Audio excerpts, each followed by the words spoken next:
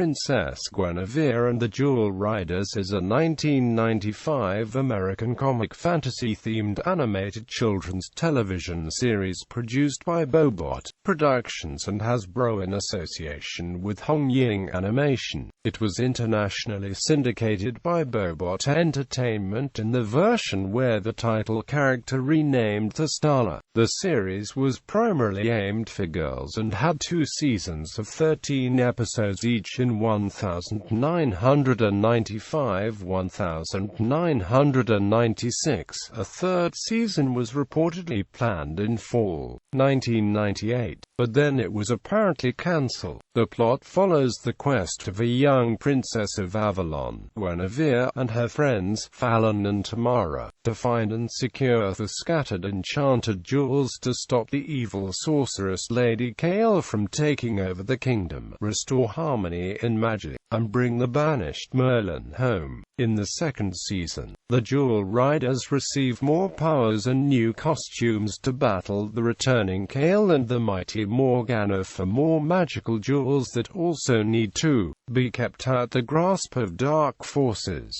Jewel Riders is in many ways similar to the adventures of the Galaxy Rangers, and both series had the same creator and director, Robert Mandel, as well as some of its writers, notably Christopher Rowley. The series was initially planned as an adaptation of Dragon Riders of Pern, came in the wake of Bohbot's earlier take on the Arthurian legend, King Arthur and the Knights of Justice, and shares similarities with the magical girl subgenre of anime and to some American cartoons. Although writers were divided on the show, it was a hit in France and later became the basis for the novel series and upcoming film Avalon, Web of Magic. Plot. Premise. The show's action is set in the legendary island of Avalon, here portrayed as a fairy tale-style utopia that keeps its magic in check by the 7 crown jewels of the kingdom, each representing an area of the realm. The series takes place after 1,000 years passed since the good wizard Merlin's initial victory over the witch queen Morgana. In the original version of the show, the title character has her name similar with Arthur's wife, Gwenevere. Other Arthurian characters include Merlin and Lady of the Lake, mentored by the ageless Merlin, the Jewel Riders of the young female champions of goodness and magical guardians of New Camelot, to uphold the laws of the peaceful land and defend its people for generations. But when evil threatens Avalon and with the teacher Merlin suddenly gone, the trio of Jewel Riders, the kingdom's traditional teen defenders, aided by their animal friends, are tasked with recovering the mystical enchanted jewels that are essential for controlling the dangerous wild magic. Avalon's fate rests with the Jewel Riders. The latest incarnation consists of the 16-year-old Princess Gwenevere and her friends, Fallon and Tamara. The jewels, besides the unique powers, are allowing them to ride safely the tunnels through the alternate dimension of the wild magic, as well as to communicate with the special friends, the magic animals, who each share a similar gemstone in the neck collars. The girls are often assisted by the Pack, a teenage male trio of wolf-riding knights of Avalon wielding the forest stones. The protagonists contend with the ruthless Lady Kale, a former princess of Avalon who has vowed to command all the magic and rule the kingdom no matter the consequences. An emphasis is set on the power of friendship, which enables the Jewel Riders to overcome evil. In the second season, the threat to Avalon is not over yet, and gets worse with an introduction of an even more dangerous adversary for the Jewel Riders to thwart. Instead of crown jewels, Gwen and her friends seek out another cache of magical gems while still struggling to fight off the forces of darkness and to contain the growing chaos in the magic. First season. The story is set up during the two-part pilot episode, Duel Quest. Princess Gwenevere, the young daughter of the rulers of Avalon, Queen Anya and King Jared, is being prepared by Merlin for the day when she will meet a bonded animal friend to share their own themed enchanted jewels with. Gwen is yet to be given the magic of the Royal Sunstone, while her best friends Tamara and Fallon already wield the magic of the Moonstone and the Heartstone. Gwen needs to search for such an animal and become the new leader of the Duel Riders. Suddenly, disaster strikes when the outlaw Princess Kale, a hateful and power-hungry sister of Anya, gets hold of the formidable magic of the Dark Stone and uses it to overpower Merlin, sending him into the perilous dimension of wild magic. The sorceress steals the crown jewels and plans to use the magic to take over Avalon and reign forever, but Merlin foils her by breaking the setting and sending them back to the lands from where they had come, scattering them wide across the kingdom and beyond. Gwen succeeds in getting her special friend, a winged unicorn named Sunstar. Unfortunately, once the crown jewels bond is broken, magic is no longer stable and flows out of control, causing dangerous outbreaks until they are brought back together. Retrieving them is the only way the riders can free Merlin from being lost in the limbo of wild magic, and so the titular quest begins. Using the magic of the enchanted jewels and the friendship, the Duel Riders must prevent Kale from gaining more power, reclaim the crown jewels, and save Merlin and all of Avalon. For most of the episodes, the primary storyline tells of the Duel Riders' efforts to locate and secure each of the crown jewels before Lady Kale can get her hands on them, or to win them back if she does. The 7 crown jewels consist of the Jewel of the North Woods, the Rainbow Jewel found inside the Rainbow Falls, the Jewel of the Burning Ice found in the Hall of Wizards at the Wizard's Peak in the snow-covered mountains, the Misty Rose Jewel found in the Misty Moors, the Desert Star Jewel of the Great Desert found in the magical realm of Fairyland, the Jewel of the Dream Fields, and the Jewel of the Jungle found in the hidden lair of the legendary wizard Morgana. During the two-part dramatic finale of the first season, Lady Kale succeeds in seizing control of the Jewel Keep at the Crystal Palace. Becoming seemingly invincible, she overthrows Anya, unleashes the dark magic onto Avalon, strips the Duel Riders of the powers, and prepares to make herself a queen for eternity. Kale seeks out Merlin to finish him off, but he uses his remaining powers to pull the wicked woman into the wild magic and holds her there for long enough for the girls to release the positive magic of the Crystal Palace, revealed as the most powerful enchanted jewel in Avalon. Unaware of this, Kale attempts to absorb the powers of the gathered crown jewels, which results in her being destroyed and her dark spells are undone. The girls then discover that they have tuned the crown jewels to their personal jewels, enabling them to channel all the magic of Avalon. In doing so, however, they squandered a chance of solving the magic crisis for good, as well as a chance of freeing Merlin, who has sacrificed his staff jewel to outwit Kale.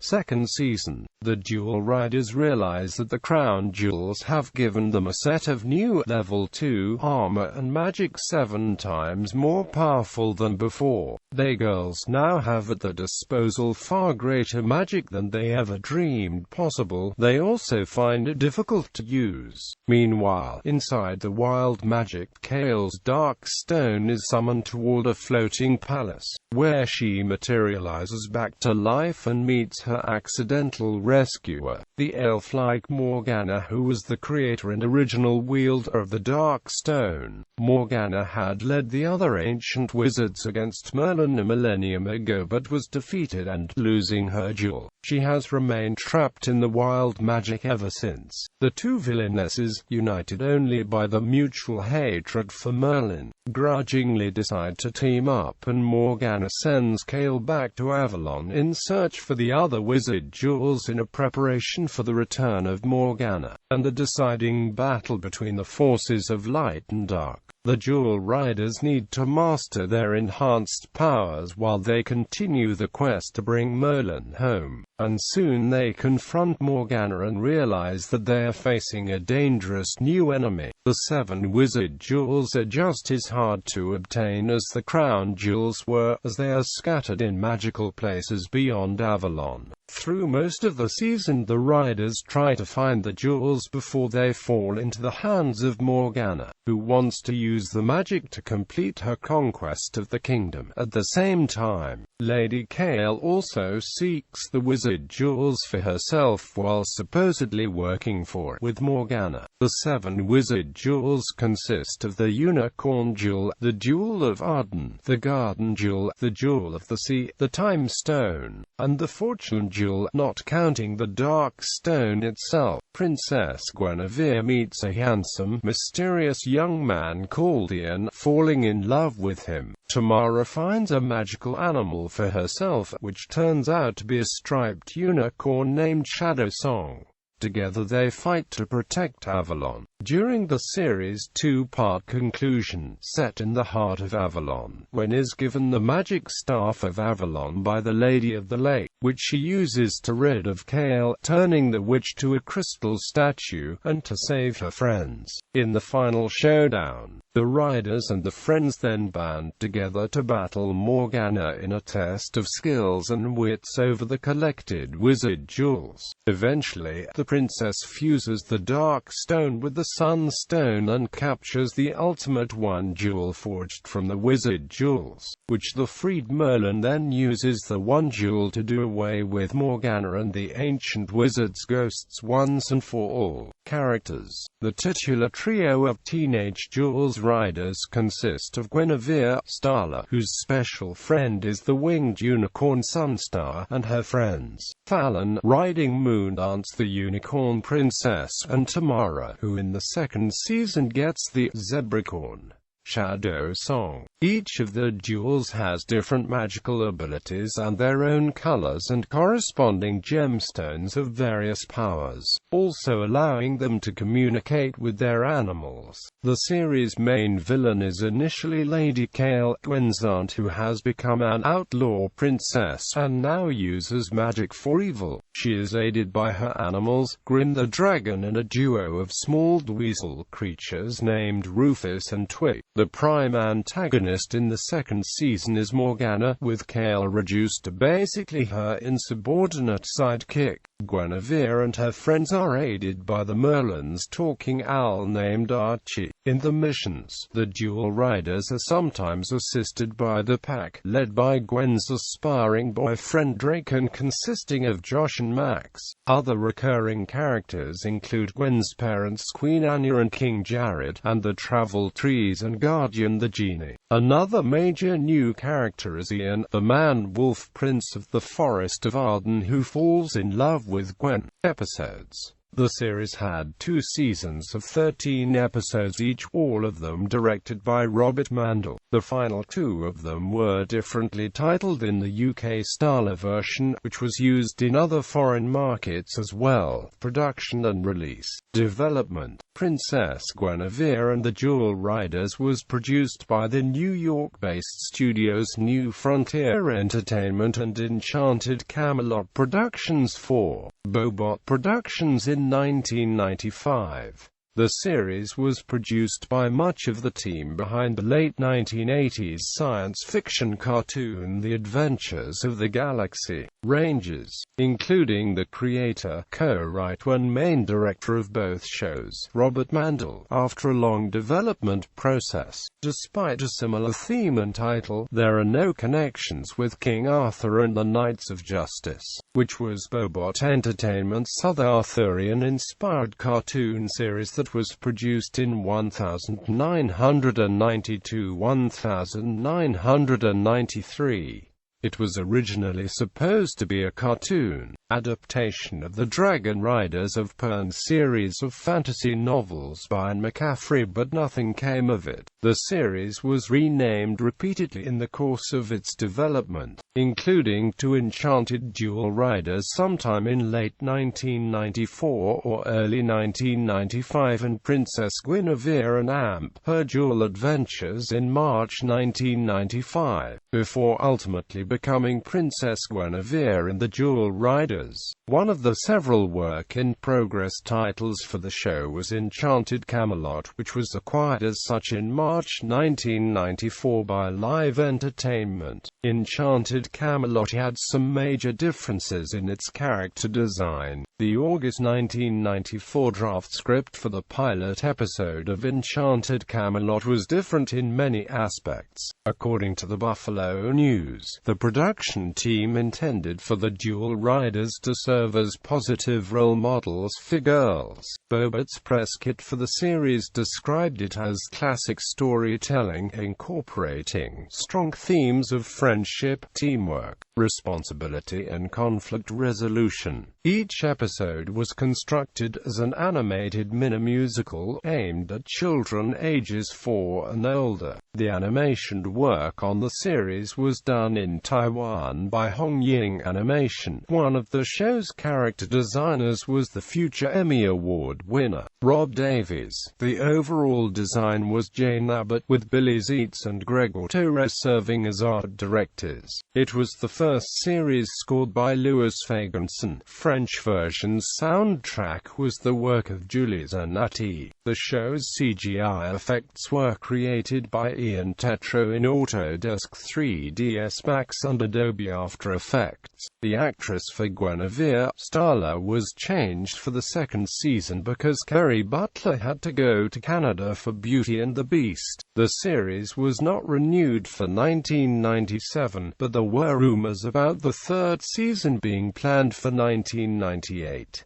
Merchandise and promotion. According to Robert Mandel, the show was originally commissioned by Hasbro through Reverse Toyetic to accompany the line of toys. However, according to Variety, Bohbot took the Princess Gwenevere concept to Hasbro Toys, which after extensive market research, put itself enthusiastically behind the project, collaborating in equal partnership with Bohbot on the development of the property. A national Watch and Win contest in February 1996 offered viewers the opportunity to win Princess Gwenevere videos and toys if they mailed in the correct code words from the show. The Hasbro Gunner toy line had two series of action figures for girls ages 4 and up. The first series contains Princess Gwenevere, Sun Power Gwenevere, Tamara, Fallon, Drake, Lady Kale, Sunstar, and Moondance, and the second series contains Deluxe Princess Gwenevere, Deluxe Tamara, and Deluxe Fallon. According to Time to Play, the action figures sales bombed. In the fall of 1996, Hasbro planned to reintroduce revamped versions of the figures as well as new characters from the animated series. The toys had a television advertising campaign featuring a 30-second commercial. Other merchandise included a series of collectible trading cards released by the Upper Deck Company in 1996. A Player Sound Children's Illustrated Sound book by Nancy L. McGill based on the first 2 episodes and published by Publications International that same year. Panini Group collectible stickers, a makeup kit, Happy Meal and Long John Silver's premium toys, lunch boxes, clothing items, and such. There were unrealized plans to produce a video game adaptation, and the series theme song was included on Mastermix's TV sets CD14. Broadcasts and home media. The show was first broadcast in the United States in 1995-1996 on Bohbot Entertainment's Amazing Adventures block, had U.S. coverage of 80%, and aired on 106 stations. Internationally, Dual Riders was shown in more than 130 other countries by 2000. It was acquired by Fox Kids Europe in 2000. In 2008-2009, the series was available to be watched for free in a streaming media form on the Lycos Cinema service. In 2009, the show was also made freely available for users of the internet service Sync TV, while it was titled as Princess Gwenevere and the Jewel Riders. It was actually the Starla version. In 2011, the Starla version became available for streaming through Netflix for the users in the United States, expanded to the entire first season in 2012. The first 2 episodes have been put on YouTube by Bohbot Entertainment, a new company founded by the producer Alan J. Bohbot. There were 4 VHS releases in America by Family Home Entertainment between January 1996, covering only part of the first season and consisting of Dual Quest, Wizard's Peak and For Whom the Bell Tolls, followed by Full Circle in July 1996. Leading up to the release date, Hasbro and Toys R Us offered an episode from the program on video for free with the pre-order purchase of a related toy. The UK and French VHS releases include some episodes from the second season. In 2005, the rights for the DVD retail in the United States and Canada were given to DigiView Entertainment, which has reserved the right to release the show on DVD. They announced plans to release the first 2 volumes in 2006 and subsequent volumes over the course of the next year. However, the only DVD released by DigiView was Wizard's Peak, containing the first 5 episodes of the show and available in Walmart stores, though it says Princess Gwenevere and Amp, the Jewel Riders, on the cover. The show on the DVD is the international version in the case of both the cover and the show itself. The Starla-style title fonts are used in the logo, and the disc appears to be region-free. The complete first season was released on DVD in France in 2008, dubbed into French, and the whole series was released in Serbia the same year with voice-over translation into Serbo-Croatian. Reception. Ratings. Princess Gwenevere and the Jewel Riders was reported to be struggling with a 0.6 national Nielsen rating among girls 2 to 11 in 1995. Bohbot hoped heavy promotion of the merchandise products would raise awareness of the show. Nevertheless, it was the most popular of the first-run cartoon series in the 1995 edition of Bohbot's Amazing Adventures 2 weekend syndicated package. Daily Herald reported it was the #1 syndicated television show in the U.S. among girls 6 to 11 inches in 1996. It was reported that Starla became a huge hit when it was shown in France. First broadcast there in April 1996, it reached the top of the Channel France 3's ratings in children's time slots with a 77.6% market share average, proving that action, knights and fantastic stories work very well with boys, too.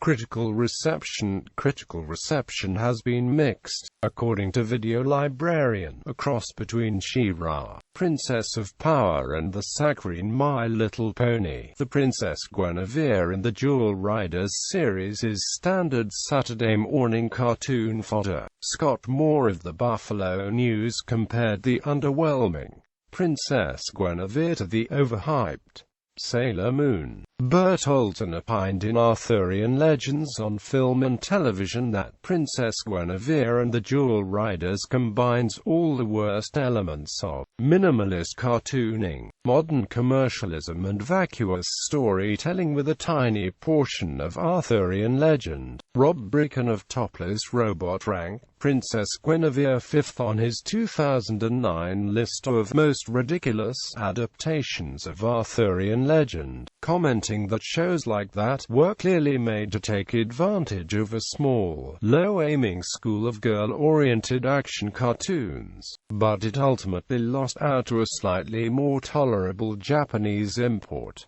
Kathleen Richter of Ms. tongue-in-cheek called the show so sexist and racist for how it has the powerful female figure demonized as evil and the main character blonde and blue-eyed. On the other hand, some noted the show for its positive values. According to Billboard, there are life lessons to be learned along the way, and the program in general promotes brains over brawn. Similarly, Keith Busby wrote in Arthurian Literature that the series appeals to young girls and teaches them the values of friendship. Alan and Barbara Lupax opined in King Arthur in America that the show, with its strong female heroine, is interesting in part because it is designed primarily for girls.